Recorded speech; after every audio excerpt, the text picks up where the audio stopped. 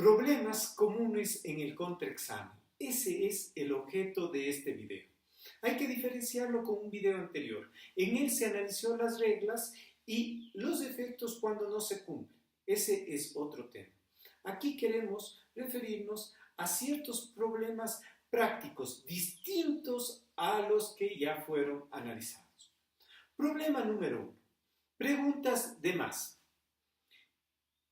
Es tan relevante este error que básicamente es difícil encontrar un libro de litigación que no haga referencia a este tema. ¿En qué consiste?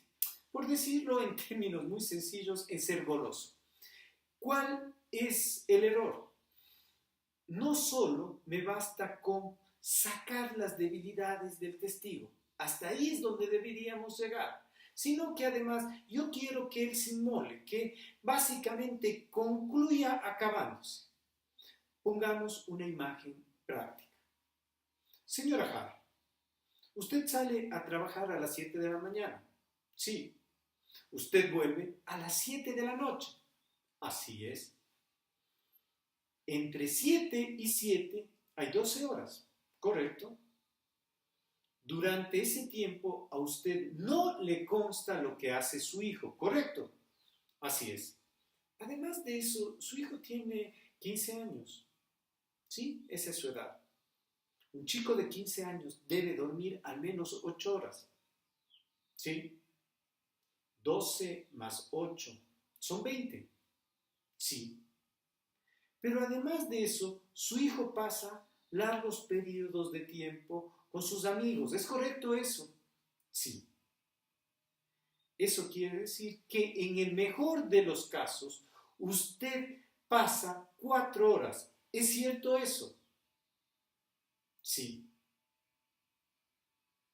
Hasta aquí ya le tenemos al testigo golpeado. Hasta aquí son hechos. Aquí cometo el error, que se relaciona con una de las reglas anteriores, que es preguntar lo que no sé. ¿Cuál es la pregunta normal? Eso quiere decir que usted deja abandonado a su hijo. No, yo no le he abandonado. Lo que yo hago es trabajar. ¿Cómo quiere que viva mi hijo si su cliente siempre se atrasa en pagar las pensiones? ¿Se dan cuenta que esa pregunta por conclusiones es muy difícil que funcione? Otra versión. Eso quiere decir que usted es una irresponsable. Deja a su hijo. ¿Qué quieres que te diga? Sí, soy completamente irresponsable. No, soy una persona responsable. Por eso es que voy a trabajar. Sé que a mi hijo tengo que darle educación, vestimenta, salud, comida. Y la única manera, ¿se dan cuenta? La verdad es que es un escenario en el cual lo común y lo normal es que pierdas. Punto número 2. De cierta manera es una modalidad de la pregunta anterior, pero se la trata de forma distinta porque es la peor posible. Luego de que ya la tengo golpeada, preguntar por qué. ¿Por qué usted le deja tanto tiempo solo? Porque su cliente no me pasa a tiempo las pensiones y yo tengo que tener un ingreso mayor. Eso hace que no me baste con los sueldos que me ofrecían aquí. Tuve que buscar en un pueblo que está un tanto lejos. Me demoro 1 hora y media en trasladarme, son 3 horas. Más el tiempo de comida, eso es lo que hace que yo pase tanto tiempo. Si le sugiere a su cliente que pase a tiempo las pensiones, oiga, la situación pudiese ser otra. Y además de llorar, ¿qué más pueden hacer si es que un testigo les contesta eso en una sala de audiencias? ¿Dónde radica la razón por la que esta pregunta sea tan mala?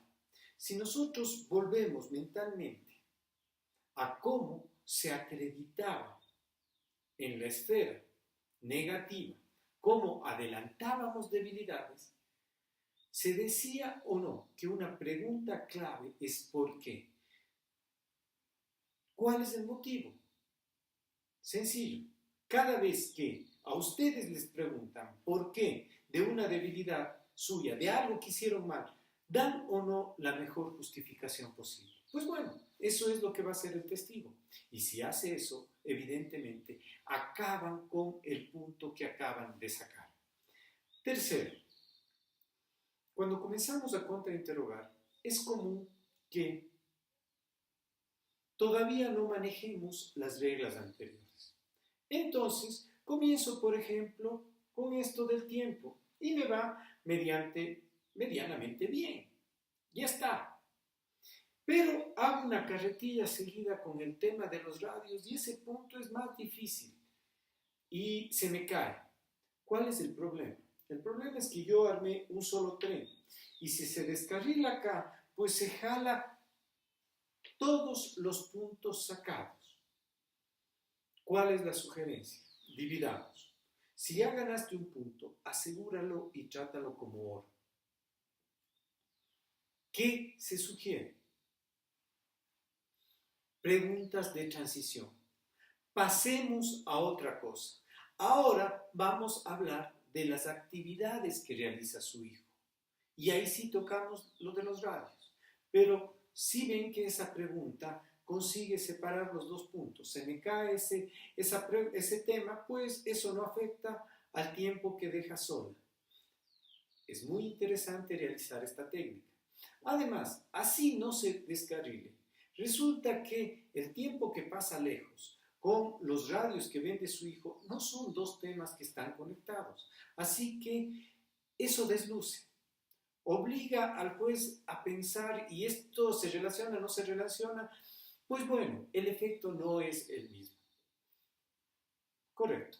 Cuarto punto. Muy relacionado con el tema anterior. No solo que es importante separar los puntos, además tenemos que tener mucho cuidado con reabrir un tema que ya lo gané. Si gané el tiempo, eso es oro y lo cuido. ¿Por qué? Uno de los errores de contrainterrogadores novatos es que voy por el tiempo, lo gano. Voy hacia los radios, lo pierdo. Me pongo nervioso, me siento golpeado. ¿Dónde me siento seguro? En los radios, en el tiempo, perdón. Y vuelvo al punto que ya lo obtuve.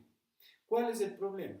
Mientras más tiempo permanezca, mucho más fácil va a ser que entre a querer discutir con el testigo, haga preguntas por conclusiones o por qué. ¿Y cuál es el resultado? No solo que me desordené, sino que perdí el punto de los radios y además es muy probable que también pierda el punto del tiempo. Si estoy golpeado, si ese momento me pongo nervioso, el peor error posible es reabrir un punto ya ganado. Pues bien, estos son ciertos consejos adicionales que valía la pena tener en cuenta para el contraexamen.